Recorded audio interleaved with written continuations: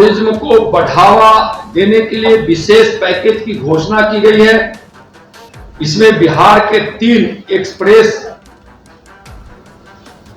वे के तौर पर जिसको पूर्ण किया जाएगा। नालंदा विश्वविद्यालय को पुराना गौरव फिर से हासिल हो, इसके लिए केंद्र सरकार ने आर्थिक संसाधन उपलब्ध कराने का वचन दिया है। बजट में बिहार में बाढ़ की समस्या से निपटने के लिए 11,500 करोड़ रुपए केंद्रीय बजट में दिया गया है। नमस्कार, आप देख रहे हैं NBC 24 और मैं हूं आरती बाला आपके साथ।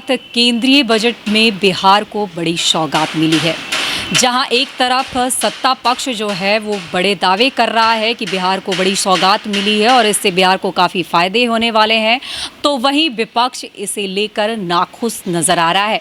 आपको बता दें कि केंद्रीय मंत्री नित्यानंद राय ने गरीबों का मसीहा PM मोदी को बता दिया है। साथ ही क्या कुछ कहा है, अब जरा वो सुन लीजिए। टूरिज्म को बढ़ावा देने के लिए विशेष पैकेज की घोषणा की गई है। इसमें बिहार के 3 एक्सप्रेस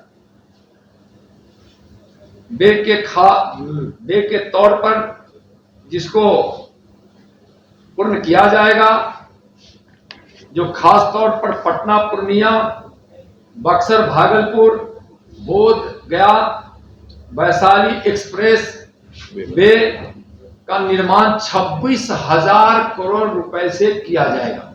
26,000 करोड़। और महाबोधि कॉरिडोर को विकसित करने का केंद्र सरकार की योजना जो है यह ऐतिहासिक फैसला है। नालंदा विश्वविद्यालय को पुराना गौरव फिर से हासिल हो, इसके लिए केंद्र सरकार ने आर्थिक संसाधन उपलब्ध कराने का वचन दिया है। राजगीर के लिए बिहार में पर्यटन को बढ़ावा मिले, इसके लिए भी केंद्र सरकार हर संभव आर्थिक प्रयास करेगी। टूरिज्म एक ऐसा सेक्टर है जिसके जरिए लाखों लोगों को न सिर्फ अस्थायी रोजगार मिलता है, बल्कि इसके इलाकों की तीव्र गति से विकास भी होता है और वह विकास का मूल मंत्र भी साबित होता है। बजट में रोजगार सृजन का विशेष ध्यान दिया गया है, जिसकी हम चर्चा किए हैं।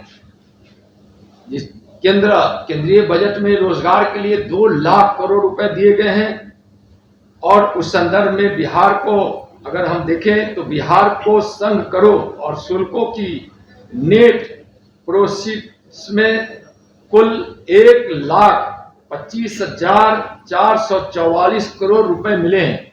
1,25,444 करोड़, जो 28 राज्यों में उत्तर प्रदेश के बाद सबसे ज्यादा है।